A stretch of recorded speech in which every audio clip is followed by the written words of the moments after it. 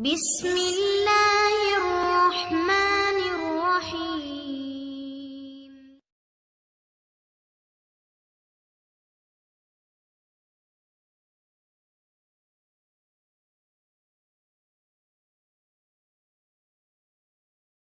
آج سارا دن وہ کمرے سے باہر نہ نکلی۔ ایک عجیب سی بے کلی چھائی تھی۔ دادا جی اپنی زمینوں پہ گئے تھے اور سمیر اور کرن سے بھی ناراضگی تھی۔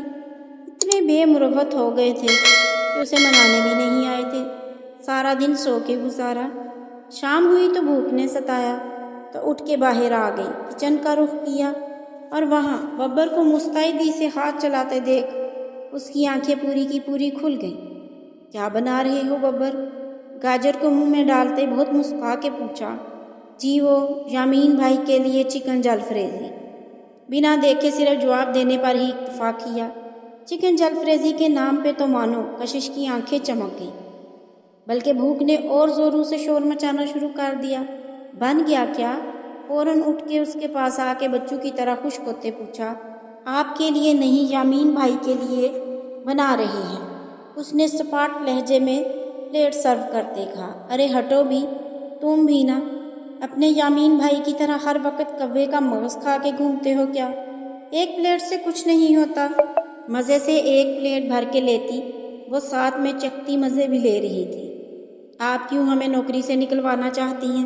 ان کے مہمان آئے ہیں، ان کے لیے بنایا ہے، اب یہ اتنا کام کیسے لے کے جائیں ہم؟ ببر بہت پریشان ہو گیا، جبکہ کشش کے کان پہ چوں تک نہ رینگی۔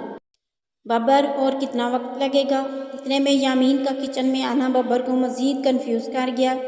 جبکہ کشش مزے سے پلیٹ ختم کرنے والی تھی، یامین بھائی بن تو گیا لیکن اشارہ سامنے کشش کی جانب کیا۔ یامین اس کی پلیٹ دیکھتے سمجھ گیا، سختی سے آنکھیں موند کے کھولی، اپنا شدید غصہ کنٹرول کیا۔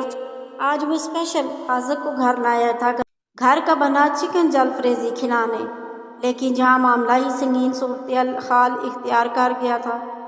حد ہوتی ہے بدتمیزی کی۔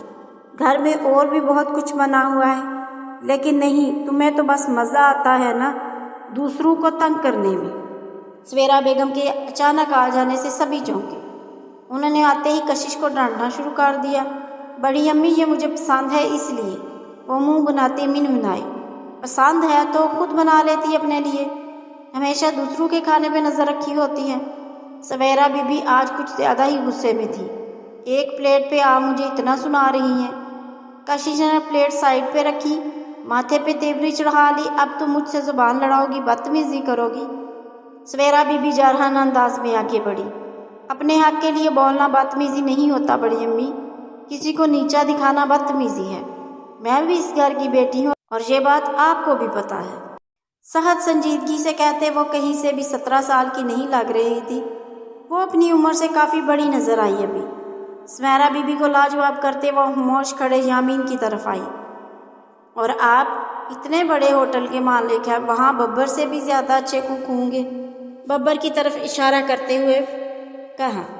تو وہ سٹ پٹایا، تو اپنے دوست کے ساتھ وہاں بیٹھ کے چکن جلفریزی کو انجوائے کرتے، یہاں کچن میں آپ نے ضرور چکن بنوانا تھا، وہ مزے سے کہتی ہاتھ باندھے یامین کو حیرت میں ڈال گئی۔ وہ ہمیشہ پرسکون رہ کے اگلے کا سکون غارت کر دیا کرتی تھی۔ ایک مفت مشورہ ہے۔ پیچھے مڑ کے سویرا بی بی کو دیکھتی وہ یامین کے کان کے قریب ہوئی۔ اس کی سانسوں کی مہک یامین کو بہت قریب سے محسوس ہوئی۔ اپنے دوست کو پکڑیں اور یہاں سے نکل لیں، اپنے ہوٹل میں جائیں اور موج اڑائیں۔ ایک ایک لفظ کو بہت میٹھے انداز میں کہتی وہ پھر سے یامین پہ سحر پھونکنے لگی۔ بائے۔ پیچھے ہوتی مسکراتی ہاتھ سے بائے کا اشارہ کرتی وہ جا چکی تھی، اور حاذق نے یہ سین بہت فرصت سے دیکھا تھا، اور اس کے چہرے پہ ایک دل فریب مسکراہٹ آن سمائی تھی۔ کیا؟ یامین کی نظر اس پہ پڑی تو وہ ہوش میں واپس آتا اس پہ بھڑکا۔ ہوٹل چلتے ہیں۔ اپنی مسکراہٹ ضبط کرتا وہ یامین کو لیے وہاں سے نکلا۔ اس لڑکی نے بہت تنگ کر رکھا ہے، ناک میں دم کیا ہوا ہے، نہ خود سکون سے رہتی ہے نہ کسی کو رہنے دیتی ہے۔ اپنی بھڑاس نکال سویرا بی بی بھی وہاں سے نکلنی، اور ببر اپنا سا منہ لے کر رہ گیا۔ روم میں آتے اس نے سب سے پہلے روم لاکڈ کیا تھا۔ دراز میں سے بابا اور ماما کی تصویر نکالی اور دیکھتے ہی دیکھتے سب دھندلا گیا۔ آنکھیں بھیگنے لگی، جو ہر پل مسکراتی تھی ہر لمحے کو جیتی تھی، کوئی دیکھتا اس پل وہ کتنی اکیلی تھی۔ تصویر کو سینے سے لگائے وہ اندر ہی اندر ٹوٹ کے بکھر رہی تھی۔ آئی مس یو ماما بابا، وہ رو رہی تھی۔ تاج سکندر کی 3 اولادیں تھیں، بڑے بیٹے حیات سکندر، چھوٹے افضال سکندر اور سب سے چھوٹے بیٹے عزیز سکندر۔ بڑے بیٹے کی شادی خاندان میں ہوئی، بیوی کا نام منزہ تھا اور یامین سکندر کی ماں۔ لیکن یامین کی پیدائش کے بعد کینسر جیسے موذی مرض کا شکار ہو گئی اور حالق حقیقی سے جا ملی۔ ان کی وفات کے بعد کچھ عرصے بعد ہی اپنے دوست سویرا کو وہ بیاہ کے گھر لے آئیں۔ انہوں نے یامین کو ماں کا پیار تو دیا، لیکن اپنے بیٹے داور کی پیدائش کے بعد وہ یامین کو نظر انداز کرتی آئی۔ لیکن دادا تاج سکندر، جن کے لیے یامین سے بڑھ کر کوئی نہ تھا، داور یامین سے 3 سال چھوٹا تھا۔ دوسرے نمبر پہ تھے افضال سکندر، جن کی شادی شمائلہ سے ہوئی تھی۔ دونوں ہی خوش تھے اپنی زندگی میں، لیکن بس اولاد کی نعمت سے محروم تھے۔ لیکن اللہ نے ان کی سن لی اور شادی کے 10 سال بعد انہیں ایک ننھی سی کلی سے نوازا، جس کے گال روئی کی طرح نرم اور آنکھیں بالکل کانچ کی طرح نیلی تھی۔ چھوٹی سی وہ ہر ایک کو اٹریکٹ کرتی تھی۔ نام بھی اس کا دادا جی نے کشش ہی رکھا۔ وہ سب کو بہت لبھائی تھی اور دادا جان کی جان بنتی چلی گئی۔ 4 سال کی ننھی جان کو وہ سویرا کے پاس چھوڑ عمرہ کے لیے روانہ ہوئی۔ لے کے تو کشش کو بھی جانا چاہتے تھے، لیکن ان دنوں وہ بیمار ہو گئی تو دادا جی نے نہ بھیجا۔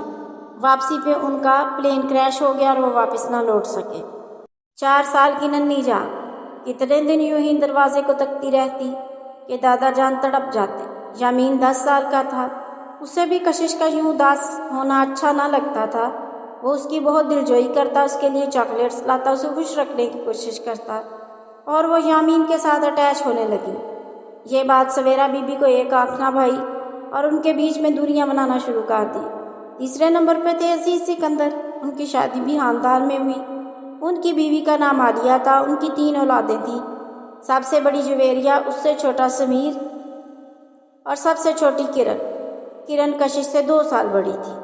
غرض گھر کا ہر چھوٹا بڑا فیصلہ دادا جی ہی کرتے تھے۔ عنائشہ یونی سے واپس فائق کی بتائی ہوئی جگہ پر پہنچ گئی تھی۔ وہ بہت بڑا ہوٹل تھا۔ ریسیپشنسٹ سے فائق کا پوچھ کے وہ اس کے پاس پہنچ گئی تھی۔ اس نے کافی دیر انتظار کروایا۔ وہ بہت مصروف تھا، لیکن نوکری لگ گئی تھی۔ وہ اس میں خوش تھی، کل سے جوائن کرنا تھا۔ پارٹ ٹائم تھا اور ایکسٹرا ٹائم لگانے سے کمیشن الگ ملنا تھا۔ وہ بہت خوش تھی اور سیلری پیکج بھی بہت اچھا تھا اور ہوٹل بھی کافی بڑا تھا۔ خوشی سے گھر پہنچی اور آفتاب بیگم کو یہ خوشخبری سنائی۔ انہوں نے رب کا شکر ادا کیا۔ کھانا کھا کے وہ بھی نماز پڑھ کے فارغ ہوئی اور ماں کو لے کر باہر آؤٹنگ پہ چلی گئی۔ اب ناراضگی ختم بھی کر دو یار، سمیر نے کوئی 10ویں بار ہاتھ جوڑے، لیکن کشش کے تو مزاج ہی نہیں مل رہے تھے۔ آج 3 دن بعد یاد آئی منانے کی، اور ضرور کوئی کام ہوگا اسی لیے آئی ہوں۔ کشش نے پاپ کارن کھاتے ساتھ مووی دیکھتے بڑے لاپرواہ انداز میں کہا۔ سمیر تھوڑا سٹپٹا گیا۔ اس بار تم کچھ زیادہ ہی غصے میں تھی، تو سوچا تھوڑا غصہ اتر جائے، پھر ہم جائیں گے اپنے باس کو منانے۔ کرن نے بھی مسکا لگایا، بس رہنے دو اور جلدی سے کام بولو، کیا کام ہے؟ بہت بزی ہوں میں، ہاتھ جھاڑتے چینل چینج کرتے لٹھ مارنے والے انداز میں کہا۔ اف، ناراضگی ختم کرو پہلے، سمیر نے شرط رکھی۔ کشش سوچ میں پڑ گئی۔ آئس کریم کھلاؤ گے پھر؟ کشش نے اپنی شرط رکھی۔ ڈن۔ سمیر یہی تو چاہتا تھا کہ واپس پہلے کی طرح ہی ہنسے مسکرائے۔ وہ ہنستی مسکراتی تو پورا گھر ہی ہنستا تھا، وہ اداس ہوتی تو پورا گھر ویران ہو جاتا۔ اور تم میڈم آج چکن بریانی کھلاؤ گی اپنے ہاتھوں سے بنا کے مجھے؟ فوراً اسے خوش کرتی کرن کو بھی لگے ہاتھوں پکڑا۔ اوکے ڈن، کرن بھی مان گئی۔ چلو پھر، کشش نے اٹھتے ہوئے کہا۔ کدھر؟ کرن نے حیرانی سے پوچھا۔ پہلے آئس کریم کھا آتے ہیں۔ پروگرام ترتیب دیا اور فریش ہونے بعد کا رخ کیا۔ اس کی تیزی دیکھ کر کرن اور سمیر زیر لب مسکرائے۔ تینوں تیار ہوتے اجازت لیتے اب گاڑی میں بیٹھ رہے تھے۔ ارے بھائی، یہ آفت کا ٹولہ کہاں جا رہا ہے؟ داور نے انٹر ہوتے ٹوکا، جبکہ کرن پہ ایک بھرپور نظر ڈالنا نہ بھولا، اور اس کی نظروں کا جھکنا کشش نے باہو بھی محسوس کیا تھا۔ آئس کریم کھانے جا رہے ہیں، آپ کی کمی ہے، سیٹ بھی خالی ہے۔ پھر نہ کہنا خبر نہیں ہوئی۔ سمیر کے ساتھ فرنٹ سیٹ پہ بیٹھے وہ چہکتے ہوئے بولی، اور کرن جو پیچھے بیٹھی تھی کشش کے یوں کھلم کھلا دعوت دینے پہ بری طرح سٹ پٹائی۔ داور نے کرن کا جھجکنا نوٹ کر لیا تھا۔ ارے نہیں، تم لوگ جاؤ، میں پھر کبھی جوائن کروں گا۔ داور کرن کا گریز دیکھ کر وہاں سے مسکراتے واک آؤٹ کر گیا تھا اور سمیر نے گاڑی رن وے پہ ڈالی، جبکہ کرن دل ہی دل میں داور کے نہ آنے پہ شکر کا کلمہ پڑھتی رہی۔